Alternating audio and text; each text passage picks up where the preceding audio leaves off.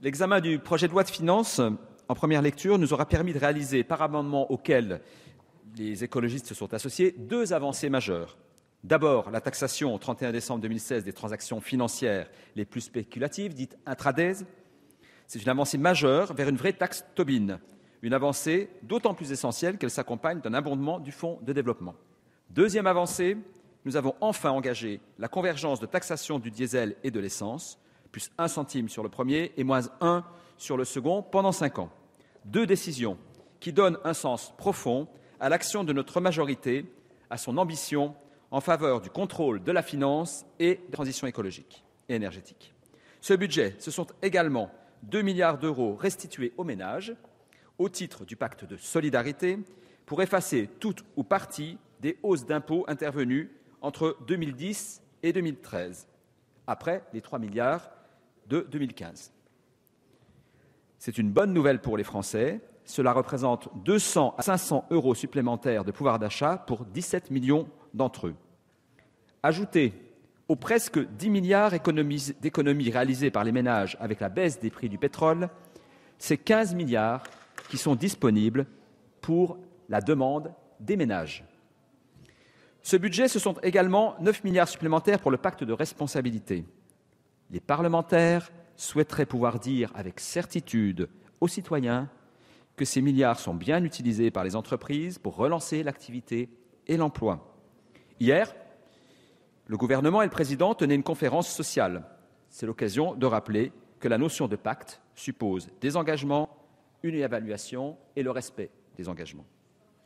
Ce budget, c'est la recherche d'un équilibre difficile sur le trajet exigeant de baisse de 50 milliards de la dépense publique.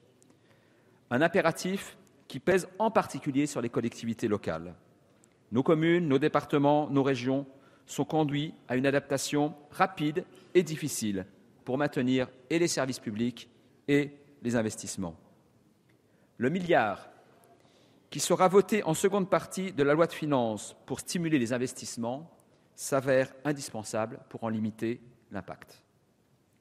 Et là, on mesure la démagogie du discours de nos collègues de l'opposition, qui n'ont de cesse de réclamer 120 milliards d'économies et, dans le même temps, fustigent la baisse des dotations aux collectivités. Quelle inconséquence! Et oui, mes chers collègues, gouverner, c'est une responsabilité devant la réalité. Et la réalité, c'est une dette colossale, résultat à la fois de 40 ans d'insouciance et d'un système financier incontrôlé. Cette dette est en partie légitime, en partie illégitime. Nous sommes désormais contraints d'assurer l'équilibre de cette dette. Comme nous ne sommes pas au niveau de dérive de la Grèce, nous ne pouvons pas compter sur une remise partielle de la dette. Pour autant, ce serait folie que de faire reposer la totale responsabilité de l'équilibre du budget sur la baisse de la dépense publique, quand tant de recettes échappent à l'impôt du fait de la fraude et de l'évasion fiscale. C'est pourquoi il nous faudra, messieurs les ministres, transposer dans le prochain PLFR les propositions de l'OCDE pour restaurer la base fiscale des multinationales afin que les entreprises paient l'impôt là où sont réalisées les activités. Ce budget, ce sont aussi des moyens renforcés pour la transition énergétique, comme nous le verrons lors de l'examen de la seconde partie. Dans l'attente d'une proposition globale en loi de finances rectificative dans les prochaines semaines concernant la fiscalité écologique et notamment la trajectoire de la contribution climat-énergie, dont une part devrait abonder des moyens de l'Agence de financement des infrastructures de transport, il est important d'appréhender les dépenses en faveur de l'environnement de manière globale, sans en rester à la seule baisse du budget de l'écologie, contenu en 2016 à 90 millions d'euros. Il faut prendre en compte le surplus de 500 millions d'euros sur le crédit d'impôt pour la transition énergétique, le milliard 2 sur 3 ans en faveur des programmes Territoire à énergie positive, TEPOS, Territoire zéro déchet, zéro gaspillage, Ville respirable en 5 ans, à hauteur de 500 000 euros pour les territoires concernés, ou encore l'augmentation de la contribution service public de l'électricité CSPE. Il faudra aller plus loin dans les prochaines semaines, notamment pour amplifier les investissements pour la transition énergétique à la veille de la COP21.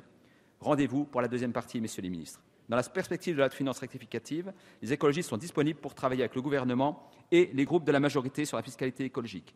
Mais aujourd'hui, c'est bien sur cette première partie de la loi de finances que nous prononçons. parce que les équilibres s'améliorent, parce que les engagements de la transition énergétique et la régulation de la finance avancent, parce que les perspectives se présentent dans les prochaines semaines, je voterai, comme 8 de mes collègues, pour ce texte, considérant que le compte n'y est pas. 8 de mes collègues émettront un point de vue différent et une s'y opposera.